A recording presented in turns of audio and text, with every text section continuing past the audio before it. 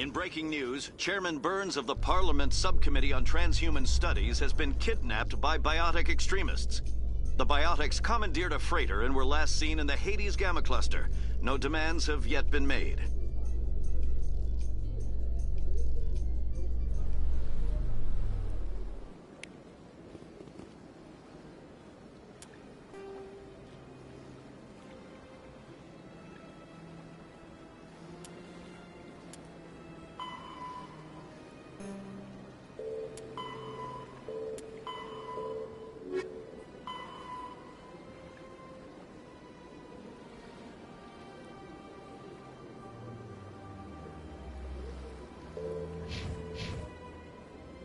In remembrance of Eden Prime, we present another profile in courage with serviceman Nirali Bhatia.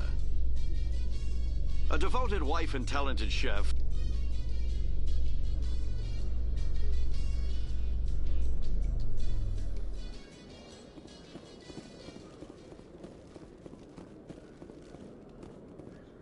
in entertainment news, Francis Kitt has announced plans to direct Hamlet with Elcor cast members. The production will open dramatic theater to the Elcor with a Hamlet who uses Elcor body language and pheromones. Kit claims that he's also excited by giving a human audience the chance to judge Hamlet by his deeds and not his emotions.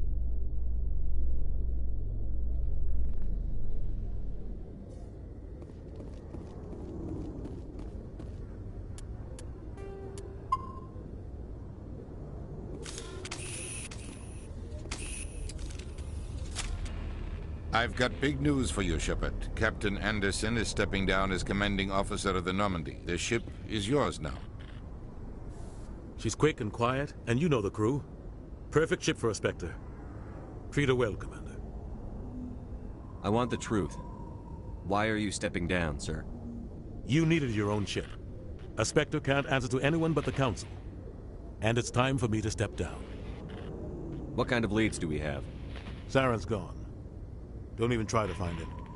But we know what he's after. The conduit. He's got his Geth scouring the Traverse looking for clues. We had reports of Geth in the Pharos system shortly before our colony there dropped out of contact, and there have been sightings around Noveria. Find out what Saren was after on Pharos and Noveria. Maybe you can figure out where the conduit is before he does. The Reapers are the real threat. I'm with the Council on this one, Shepard. I'm not sure they even exist. But if they do exist, the conduit's the key to bringing them back. Stop Saren from getting the conduit, and we stop the Reapers from returning. I'll stop him. We have one more lead. Matriarch Benezia, the other voice in that recording. She has a daughter, a scientist who specializes in the Protheans. We don't know if she's involved, but it might be a good idea to try and find her. See what she knows. Her name's Liara, Dr. Liara Tassoni. We have reports she was exploring an archaeological dig on one of the uncharted worlds in the Artemis Tau cluster. Sounds like we should head for the Artemis Tau cluster. It's your decision, Commander. You're a Spectre now. You don't answer to us. Your actions still reflect on humanity as a whole. You make a mess and I get stuck cleaning it up. I'll try not to make things any harder on you, Ambassador. Glad to hear it, Commander. Remember, you were a human long before you were a Spectre. I have a meeting to get to. Captain Anderson can answer any questions you might have.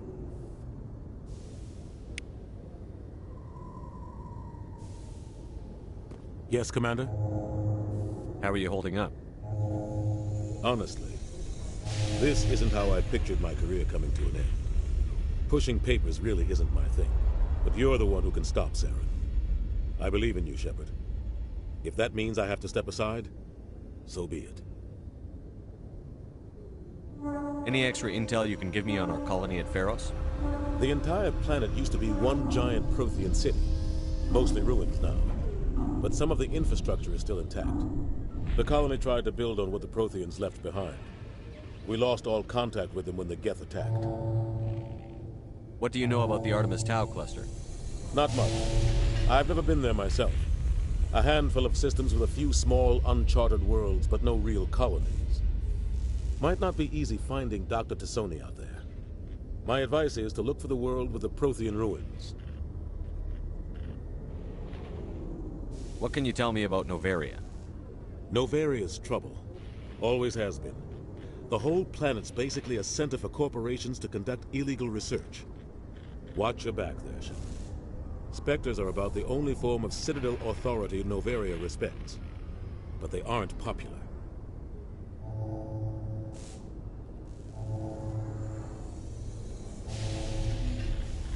What do you know about Armiston Baines? Where did you hear that name? Never mind, I don't want to know. Baines is dead. Has been for quite some time. The people I spoke with seemed to think he was still alive. It's not common knowledge. Military's keeping it under wraps. Baines was doing some high-level work for the Alliance. Stuff even I wasn't aware of. One day he turns up dead on a drifting scout ship. Everyone suspects it was foul play, but it was never officially investigated. This is a cover-up if I ever heard one. I don't know much about it. You should talk to Admiral Kahoku. One of his crews discovered Baines' body. Any idea how to find him? Last I heard, he was up in the tower trying to get the Council to investigate Baines' death. Is there anything else, Commander?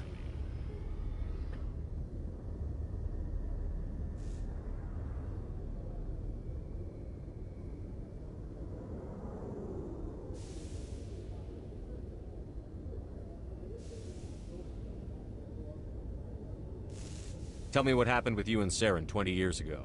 It's close to 20 years ago now. Ambassador Goyle was our representative here on the Citadel. Like Udina, she wanted to get a human into the Spectres. She chose me. The Council sent Saren to keep an eye on me and evaluate my performance, just like they sent Nihilus to keep tabs on you. I think I deserve the whole story. We had intel on a rogue scientist being funded by Batarian interests. He was trying to set up a facility to develop illegal AI technology out in the Verge. Alliance intel had done all the work, but the Council wanted a Spectre involved. We compromised. I was assigned to help Saren in his investigation. We tracked the scientist to a refining facility on Kamala. He was hidden away somewhere inside, protected by an army of Batarian mercenaries. The plan was simple. Sneak into the plant, capture the scientist, sneak back out. Quick, quiet, and a minimum of bloodshed. I'm guessing things didn't go as planned. Saren and I split up to cover more ground. Then about halfway through the mission, there was a massive explosion in the refinery core. Officially, it was ruled an accident, but I think Saren detonated it on purpose to draw off the enemy guards. How many casualties? The explosion tore the refinery to shreds. The whole place was on fire. Black chemical clouds poured out into the atmosphere. Nobody inside survived. There was a camp for the workers and their families nearby. Between the fires and the toxic fumes, the final death count was over 500. Mostly civilians. Saren didn't care. The target was eliminated, mission accomplished, and I ended up taking the blame. That ended all talk of me joining the Spectres. Saren caused the explosion. How'd he pin it on you? In his report, Saren accused me of blowing his cover. He said it was my fault the guards were ready for us. He claimed that's why it turned into a massacre. Saren's report was all the proof the Council needed to kill my chances of becoming a Spectre. Don't blame yourself, Captain. I don't. I blame Saren. I think he wanted things to go bad. He was looking for an excuse to blow that refinery. Maybe he just likes the violence. Maybe he was just trying to make me look bad to keep humans out of the Spectres. If so, he pulled it off. Why'd you let him get away with it? Who do you think the Council was going to listen to? Me? Or their best agent? I had a bad feeling about him right from the start. I should have been more careful. Maybe I could have stopped things before they got out of hand. The only thing I care about is stopping Saren. You're right, Commander. It's no good living in the past. I want to know the truth about you and Saren. I want to know about We the had mission. intel on a rogue scientist. Alliance... The plan was... The only thing I care about is stopping Saren. You're right, Commander. It's no good living in the past. I should go. I'll be here if you need anything.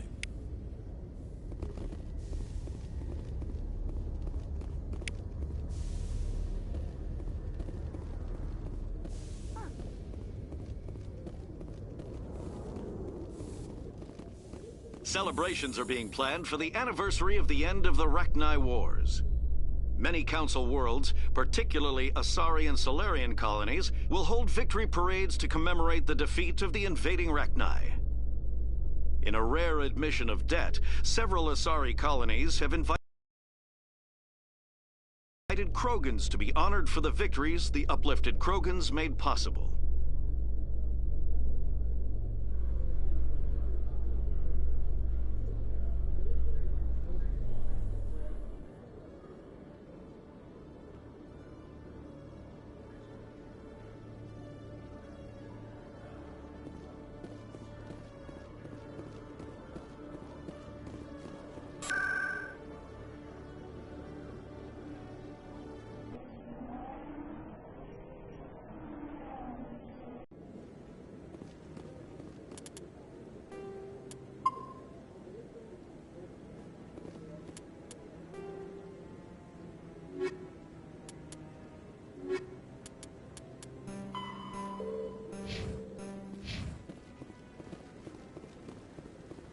No, I'm waiting. Congratulations on becoming the first human Spectre, Commander. I'm certain you'll be up to the challenge. I appreciate that. My name is Admiral Kahoku. It's about time the Alliance got one of our own in with the Spectres. We need people like you to deal with our problems. Is something wrong, Admiral? I'm getting stonewalled by bureaucratic assholes. Nothing new. Maybe you can help me, Shepard. One of my recon teams was investigating some strange activity out in the Traverse. We lost contact yesterday. Now I can't get clearance to check it out. Suddenly it's a restricted area. But that doesn't apply to you, Shepard. Spectres can go anywhere they want. You could find out why my team dropped out of contact. I'll find them, Admiral. I appreciate that, Commander. I was running out of options. I'm gonna stay here and see if I can find anything out through official channels. Won't hold my breath, though.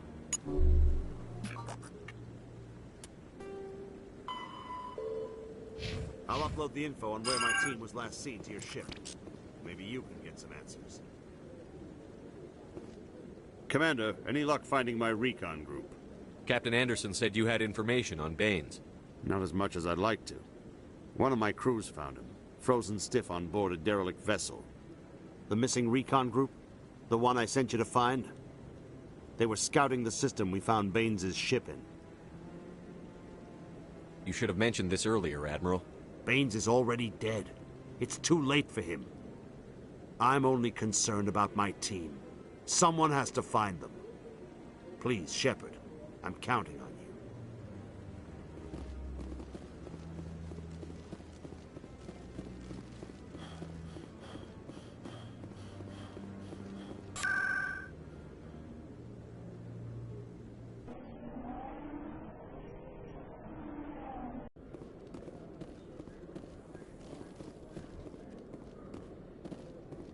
In a further development in the Eden Prime investigation, the Council has reportedly revoked the Spectre status of one of its operatives. While the unnamed operative has not yet been apprehended, a Council spokesman confirmed that corrective actions had been taken.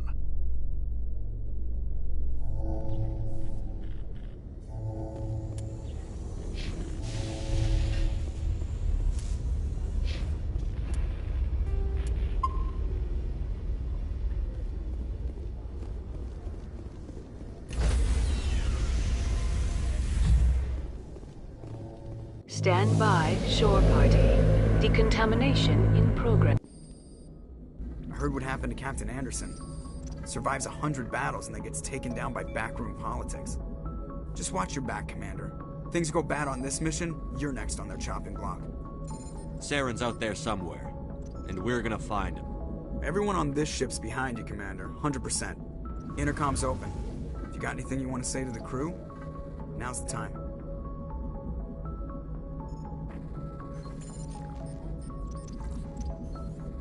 This is Commander Shepard speaking. We have our orders. Find Saren before he finds the conduit. I won't lie to you, crew. This mission isn't going to be easy.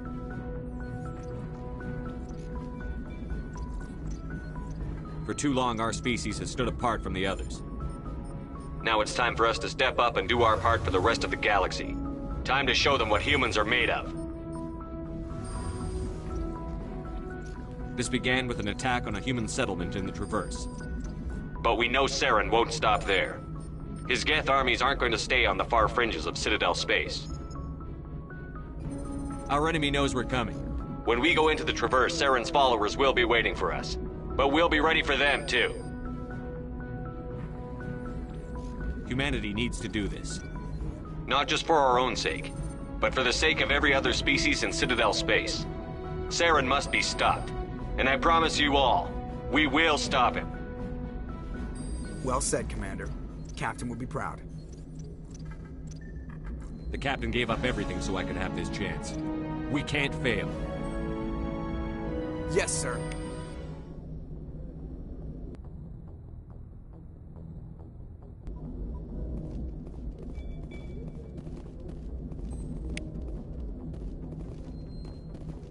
Commander, something you need?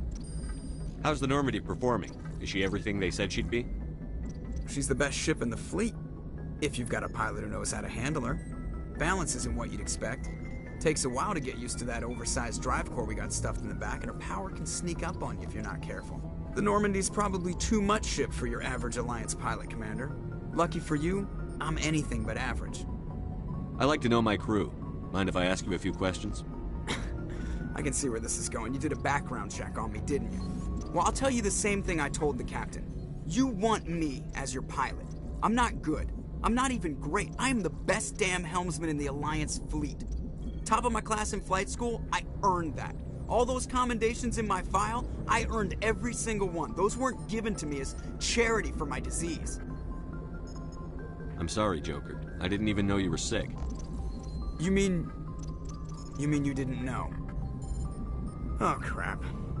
Okay, I've got Vrolik syndrome, brittle bone disease. The bones in my legs never develop properly. They're basically hollow, too much force and they'll shatter. Even with crutches and my leg braces, it's hard to get around. One wrong step and crack! It's very dramatic. But I've learned to manage my condition, Commander. Put the Normandy in my hands and I'll make her dance for you. Just don't ask me to get up and dance unless, you like the sound of snapping shin bones. Why does everyone call you Joker? It's a lot shorter than saying Alliance Flight Lieutenant Jeff Moreau. Plus, I love to make little children laugh. You're dodging the question. Look, I didn't pick the name. One of the instructors in flight school used to bug me about never smiling. She started calling me Joker, and it stuck.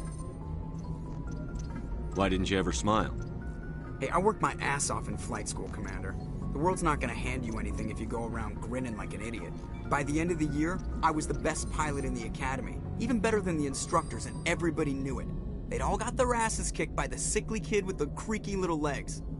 One guess who was smiling at graduation? I have to go. All right, see ya.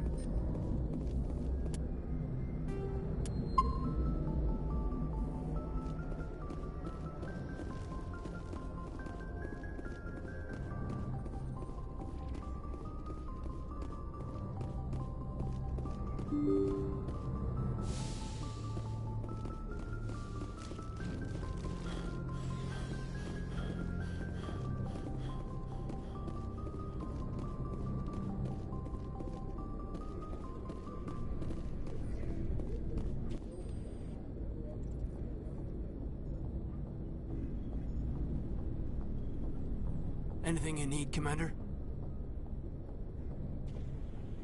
Just trying to get a sense of where the crew's at. Thoughts? I've wasted enough of your time for now, Commander. We'll have time for personal debriefings later. What's your opinion on the last mission? I don't see how we could have done things any better. At least not without getting to Eden Prime sooner. And we were on the scene faster than any other Alliance ship could have been. We'll talk another time, Lieutenant. Commander?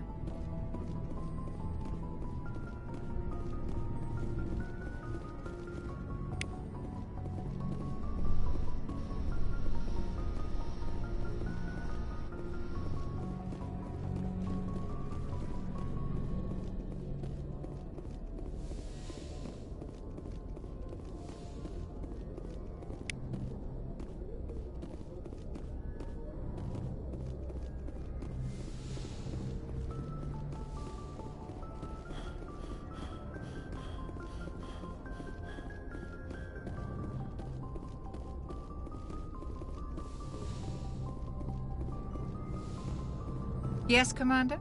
Is there something you need? How well do you know the Lieutenant? I'd never worked with him before this mission. But he has an impressive service record. He tends to keep to himself, though. Maybe because of the headaches. It's not easy being an L2. How did you... I want... But humanity needs the Alliance. Goodbye, Commander.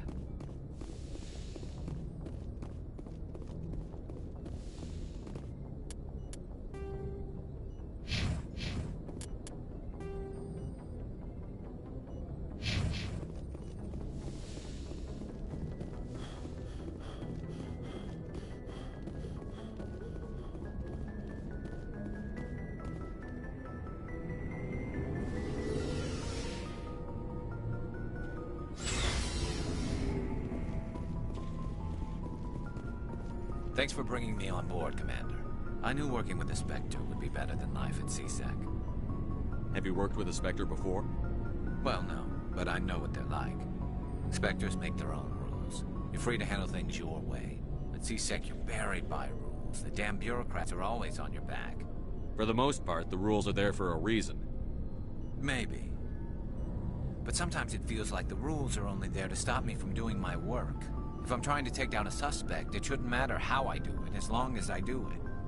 But CSEC wants it done their way. Protocol and procedure come first. That's why I left. So you just quit because you didn't like the way they do things? There's more to it than that. It didn't start out bad, but as I rose in ranks, I got saddled with more and more red tape. CSEC's handling of Saren was typical. I just couldn't take it anymore. I hate leaving. I hope you made the right choice. I'd hate for you to regret it later. Well, that's sort of why I teamed up with you. It's a chance for me to get off the Citadel, see how things are done outside CSEC. Either way, I plan to make the most of this. And without CSEC headquarters looking over my shoulder, well, maybe I can get the job done my way for a change. As long as you do your job well, you're free to go about your business as you see fit. Thank you, Commander.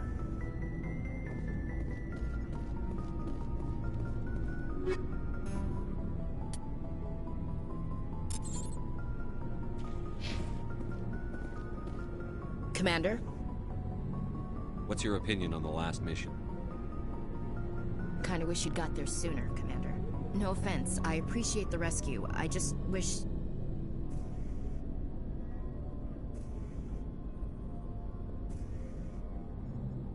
You wish we'd been able to save the rest of your unit? Yes, sir. If I had been more alert, we wouldn't have been cut down by an ambush.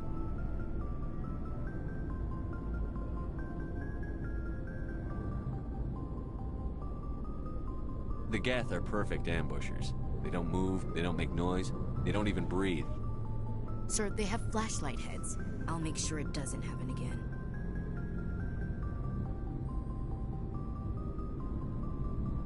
What's your opinion on the last mission?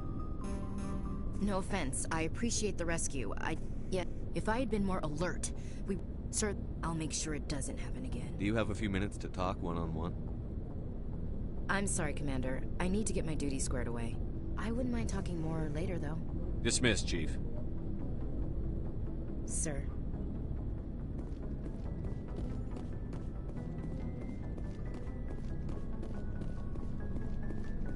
Nice ship you got, Shepard.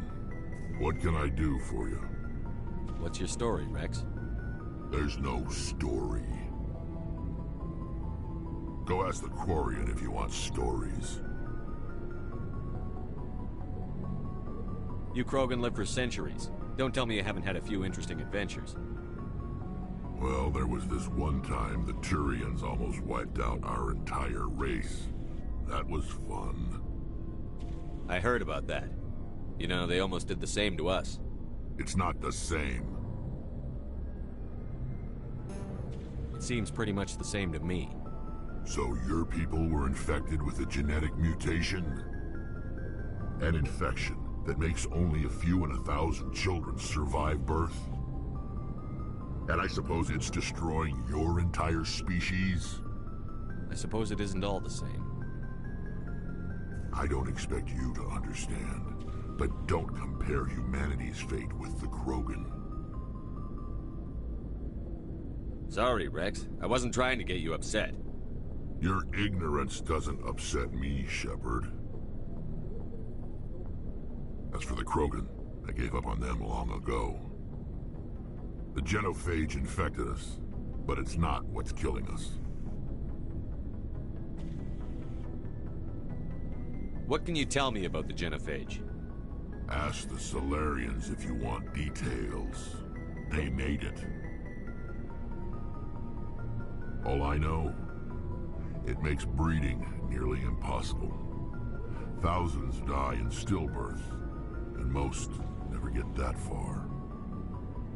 Every Krogan is infected, every one. And no one's rushing to find a cure. Why don't the Krogan try to find a cure? When was the last time you saw a Krogan scientist? You ask a Krogan, would he rather find a cure for the genophage or fight for credits? He'll choose fighting every time. It's just who we are, Shepard. I can't change that. Nobody can. Are your people really dying? We're sure not getting any stronger. We're too spread out. None of us are interested in staying in our own system. Lots of species have left their homes and prospered. But they go to colonize new worlds. We're not settlers. We're warriors. We want to fight. So we leave. Hire ourselves out. And most of us never go back. So long, Rex. Shepard.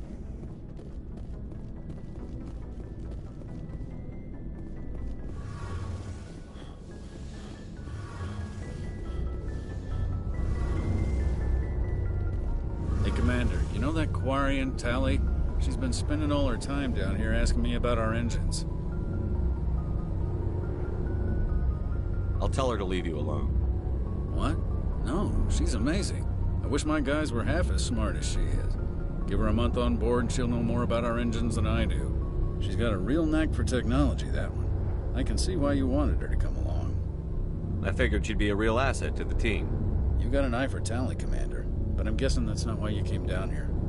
Fill me in on the IES stealth systems. How does it work exactly?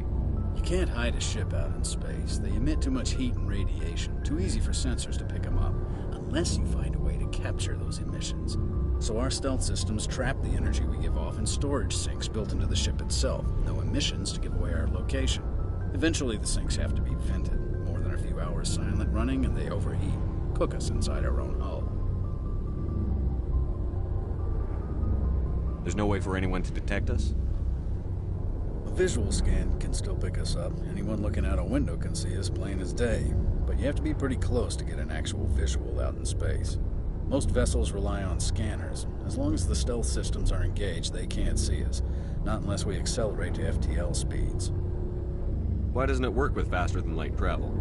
Cranking up to FTL blue shifts our emissions, pushes them into frequencies too high to capture in the sinks. As soon as we make the jump, it's like setting off a flare. Sensors can pick up our location whenever we enter or exit FTL flight, but for short-range missions, our stealth systems are amazing, and we've got the only one. I want to know more about the Normandy. She's the best ship I've ever served on, probably the fastest vessel ever designed, and she's the only one using the new Tantalus drive core. What's so special about the Tantalus drive core? Proportionally, it's about twice the size of any other vessel. Not only are we faster, we can run at FTL speeds longer before we have to discharge the core. Where else have you served, Adams? If you name a class of Alliance ship, I've probably served on it. Everything from dreadnoughts and carriers right down to frigates like the Normandy. My last assignment was on the Tokyo, only a cruiser, but she was a good ship. Couldn't hold a candle to the Normandy, though. Carry on, Adams. Aye, aye, Commander.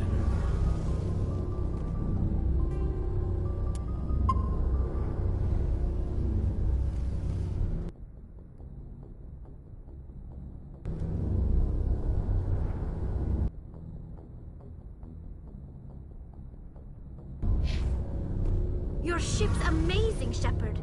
I've never seen a drive core like this before. I can't believe you were able to fit it into a ship this small. I'm starting to understand why you humans have been so successful.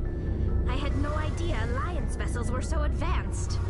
The Normandy's a prototype. Cutting-edge technology. A month ago, I was patching a makeshift fuel line into a converted tug ship in the flotilla. Now, I'm sitting on board one of the most advanced vessels in Citadel space.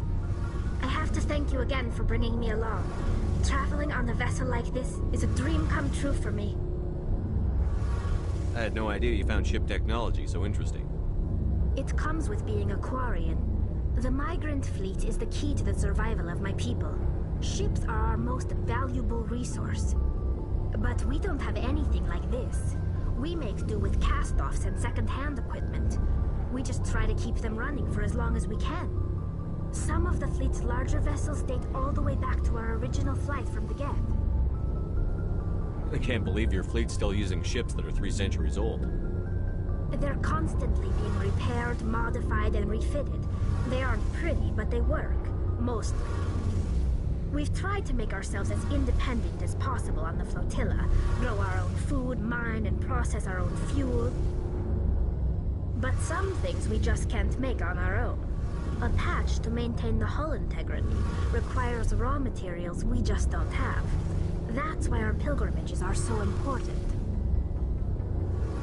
Tell me about your people. Our lives aren't easy. Resources are scarce, and we are constantly on the move. Everything we do must in some way contribute to the continuation of the migrant fleet. There are 17 million Quarians in the flotilla, and each of us relies on the others for survival. The bonds among my people are strong. Unfortunately, we have had to surrender many of the freedoms and civil liberties other species take for granted. What kind of freedoms? Well, it's illegal for parents to have more than one child. If our population grows too much, it would strain our resources to their breaking point. Of course, we also can't allow our numbers to become too few. If our population is in decline, the rule against single births is temporarily repealed. In extreme cases of population decline, incentives are even offered to encourage multiple births, though the Conclave hasn't had to take such measures in nearly a century. That's your government. The Conclave is our civilian branch of government. Each ship can elect a representative to serve on the Conclave and make decisions that affect the fleet as a whole. On matters that affect an individual ship, however, the captain has the final say. It's a tradition that dates back to the early days, when the fleet was governed by martial law. Fortunately, most captains nowadays are smart enough to have an elected council from their crew to give them advice and guidance. So the ultimate power rests with elected officials. In practice, the Conclave and the respective council for each ship tend to set the rules that govern our daily lives. But in theory, we are still under military jurisdiction. The 5 top-ranking military officials in the fleet serve on the Admiralty Board. These 5 have the power to overrule any decision by the Conclave in case of emergency. To do so requires unanimous agreement among the Admiralty, and they can only do this once. After that, the entire board must resign their posts. It's a safeguard that served us well. In nearly 3 centuries, the Admiralty Board has only overruled the Conclave 4 times. I want to know more about the Geth. I doubt I can tell you anything you don't already know. It's been almost 3 centuries since they drove my people into exile. All I know is the story of their origins. What they were when we created them, and how they turned on us. Interesting. The Geth were originally created to serve as an automated manual labor force. Initially, their intelligence was as limited as any VI. Over time, we made small modifications to their programming to allow them to perform more varied and complex tasks, bringing them closer and closer to true AI status.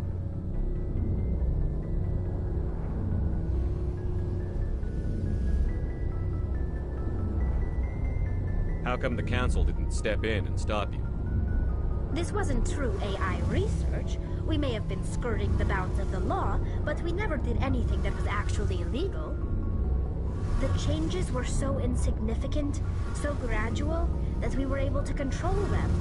Or so we thought. But one thing we underestimated was the power of the neural network.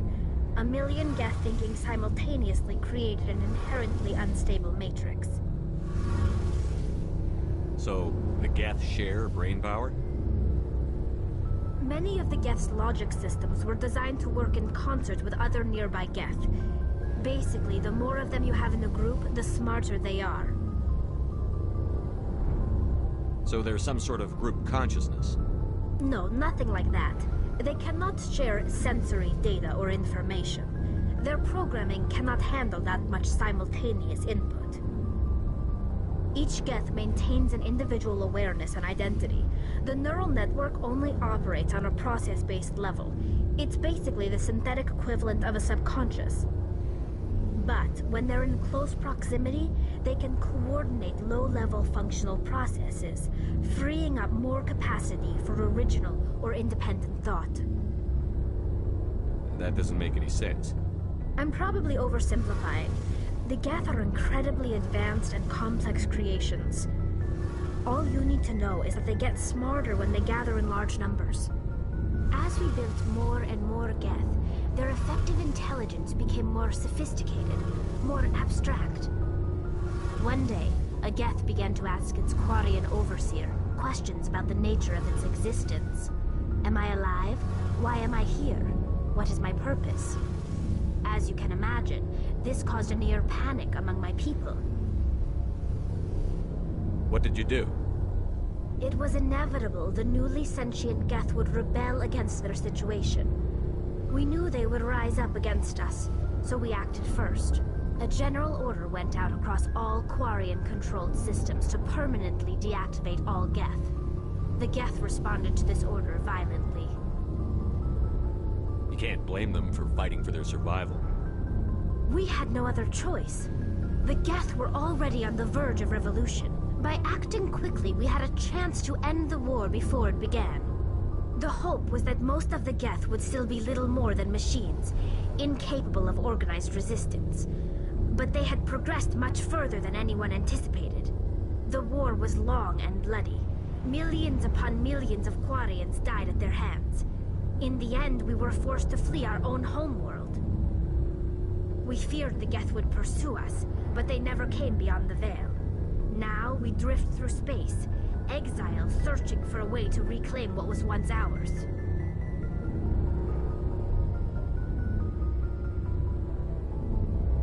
It's hard to feel sorry for you. Your ancestors tried to wipe out another species. We made a mistake when we created the Geth in the first place, but we did not make a mistake when we went to war against them. If we had not acted, they would have wiped us out. They're a synthetic life form. They have no use for organics. None. Why do you think they cut themselves off from the rest of the galaxy? Why do you think they've killed every organic being who's ever tried to contact them? I didn't mean to offend you. I'm sorry. I didn't mean to get so worked up. Most Quarians tend to have pretty strong opinions about the Geth. I want to know more about the pilgrimage. When my people reach maturity, we leave our birth ships and seek acceptance with a new crew. It's necessary to maintain genetic diversity among the fleet. But no ship wants to accept someone who will be a burden on them. So, to prove our worth, we embark on a pilgrimage. We set out alone, leaving the flotilla and our families behind us. We only return once we have found something of value we can bring back to the fleet. This is presented as a gift to the captain of the respective ship we wish to join. If the gift is accepted, we are welcomed into the crew.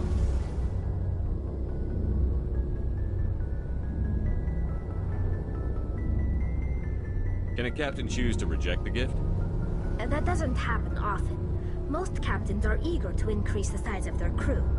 It increases their own standing in our society.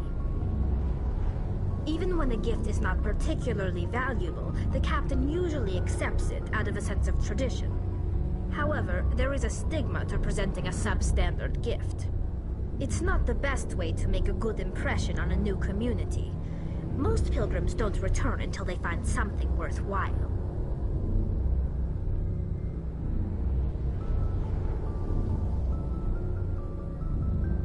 I want to talk about something else. Like what? I should go. See you later.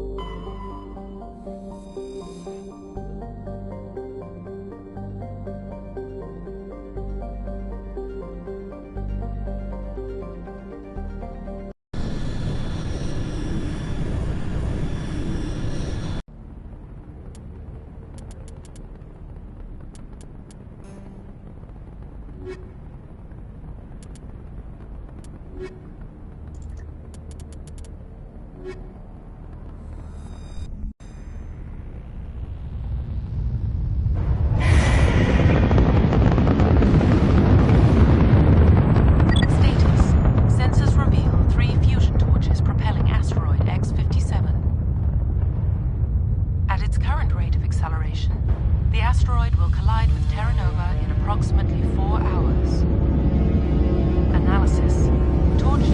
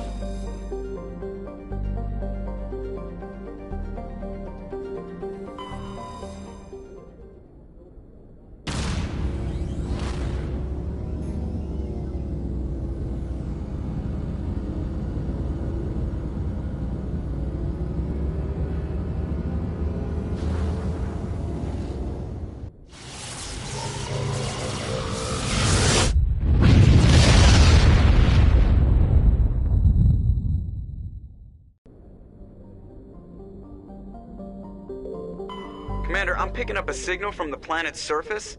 It looks like an automated distress beacon.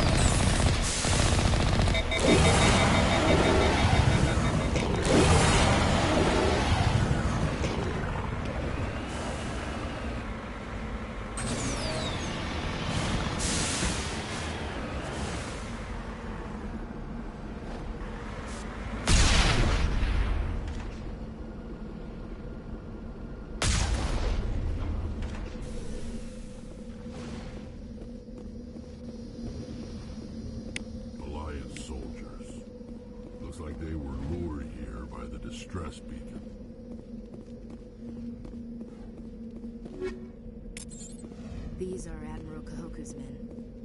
We need to tell him what happened here. Ready.